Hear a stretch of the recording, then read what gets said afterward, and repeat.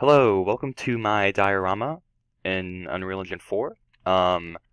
My diorama is based off the World War II General's HQ scene, and it is also not an American general, but a Japanese general's HQ. It's underground in a tunnel, based off of the Battle of Iwo Jima, and also I used the movie Letters from Iwo Jima as reference for many of my props. So let's get started. So my player controller is over here. So you spawn in, well, it's right here. I'll just show you. So first we have the matinee sequence, and once this finishes, we will spawn in. So here we are. Have a collider so you can't accidentally fall back. And I can walk forward. My movement is a little bit slower than normal because my scene isn't very big. Didn't need to move very fast. And as you can see, I have this animatable object over here. I also have lights that you can turn on and off. And you get a prompt at first to turn it on, but whenever you leave the collision box, I have it so that the prompt will not be there anymore, just because I thought it would be annoying for it to always be popping up. So my player controller is very basic. I don't have jumping or anything, just basic movement. Let's see what else. Sounds. So you might have heard that I have some ambient noise happening. I have some wooden sounds, some boxes being slapped together, some nails being hammered. All three of these sounds are in a cone shape with attenuation in order to replicate authentic, realistic sound. I also have some steps, and this just sounds like footsteps for soldiers kind of moving around in the background. I also have some bullet handling, some weapon reloading in the background.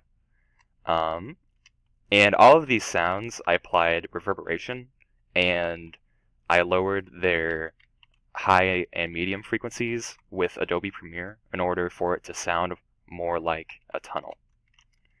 I also have some indistinguishable murmuring, and I have the recording of the Japanese exchange student, Masato.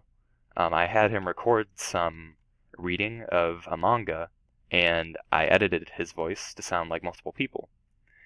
So I have some authentic Japanese voices in the background. And all these voices, besides Masato, I downloaded using YouTube or another secondary website just for various sounds. And then package texture. I didn't use package textures at all except for one object, which was very simple, which is this inkwell. And I didn't look back at the tutorial for package textures, so I just knew to use a constant in order to get a basic value. And luckily for this inkwell, it is just a basic shiny black material, so this works perfectly fine for my case.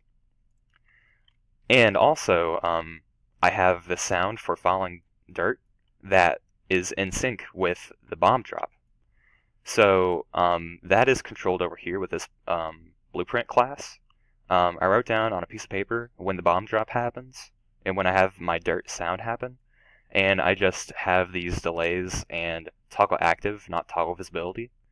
So it lasts about a whole entire minute. This whole entire sound lasts about a minute, and then it loops back to the start. Next, I have, let's see, I'm just reading off of the PDF.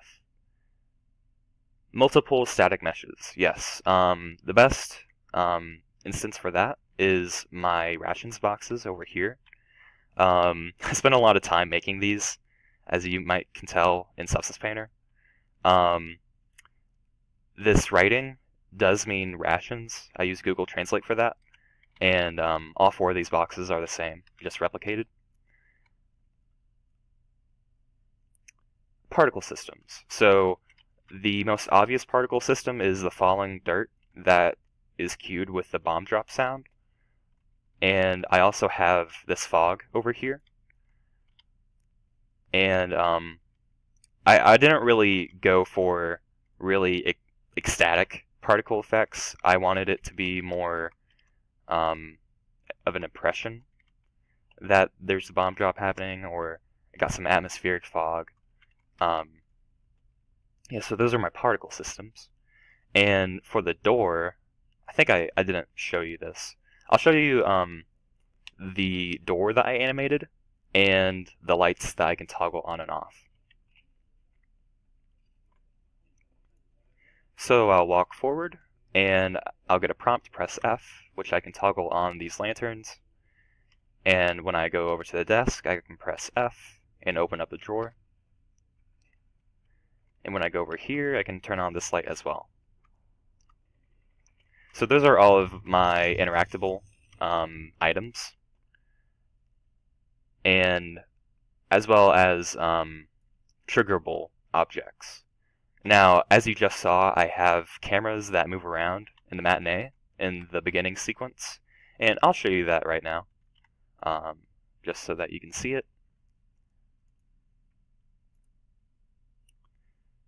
So this is my matinee, I believe.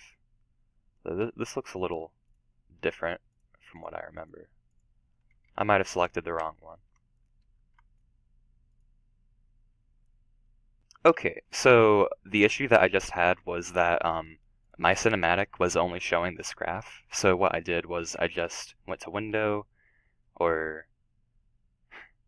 yeah, I did Window, Layout, Reset Layout, and it had to restart my whole entire scene. So that's why things might look a little different.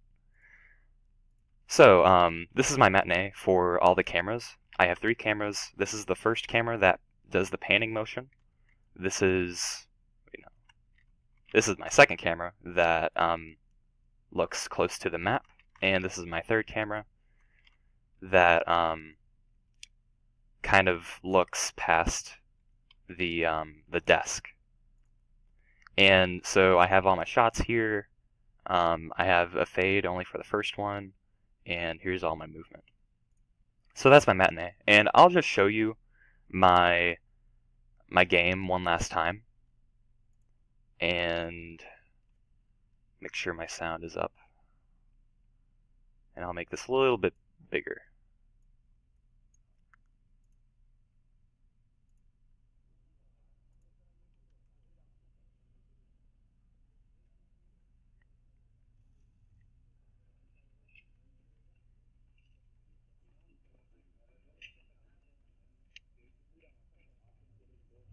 As you can hear, the sounds are pretty distinguishable right now.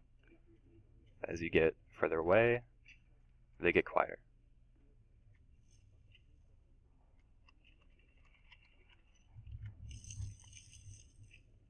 And there's my dirt falling that you can see on cue.